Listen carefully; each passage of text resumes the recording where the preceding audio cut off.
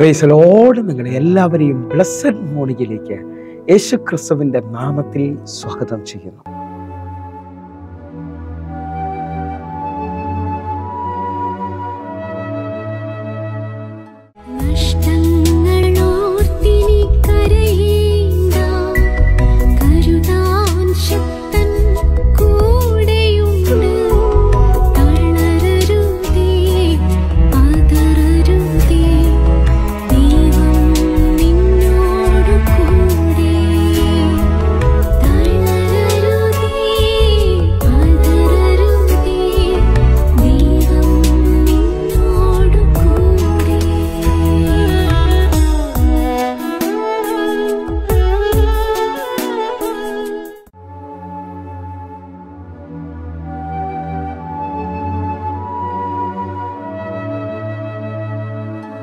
പ്രിയരെ, അനുഗ്രഹിക്കപ്പെട്ട ഒരു പ്രഭാതം കൂടെ നമ്മുടെ ജീവിതത്തിൽ അനുവദിച്ചു തന്ന വലിയവനായ ദൈവത്തെ നമുക്ക് ഒരുമിച്ച് ചേർന്ന് നന്ദി പറയാം.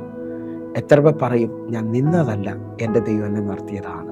ഒന്നുകൂടെ പറഞ്ഞു കഴിഞ്ഞാൽ 2024 ജൂലൈ മാസം 20-ാം തീയതി വരെയും എന്നെയും എൻ്റെ കുടുംബത്തെയും കണ്ണിലെ കൃഷ്ണമണി പോലെ സൂക്ഷിക്കുകയും കരുതുകയും ചെയ്ത വലിയവനായ ദൈവത്തിന് നന്ദി പറഞ്ഞുകൊണ്ട് ഈ പ്രഭാത ചിന്തയിലേക്ക് നമുക്ക് ഒരുമിച്ച് അടുത്തു വരാം. അവസ്ഥകൾക്ക് മാറ്റം വരുത്തുന്ന ദൈവം.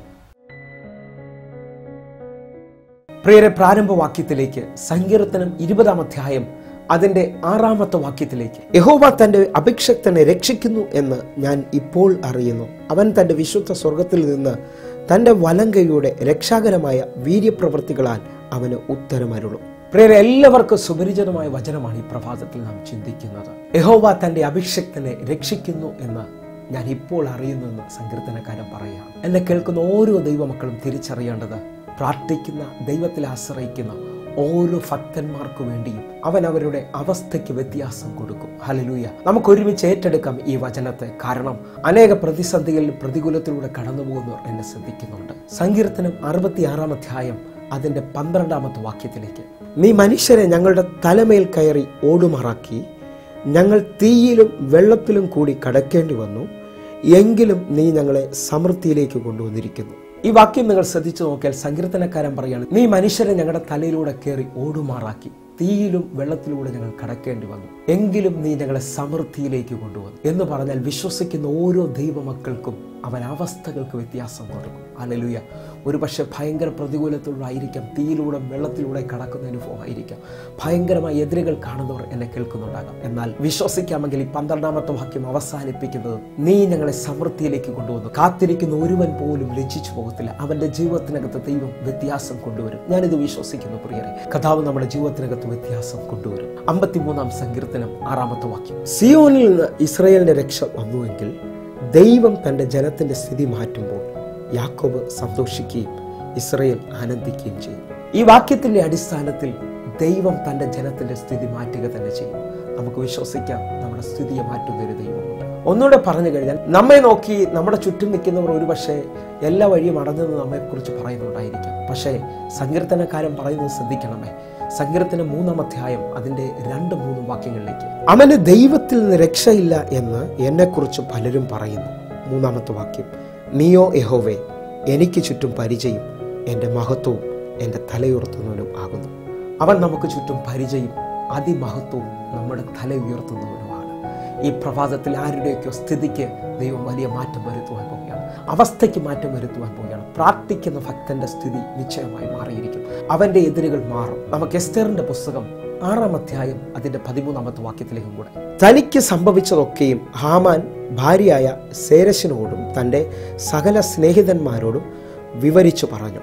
അവന്റെ വിദ്വാൻമാരും അവന്റെ ഭാര്യ സേരശും അവനോട്, മൊർദെഖായിയുടെ മുമ്പിൽ നീ വീഴുവാൻ തുടങ്ങി.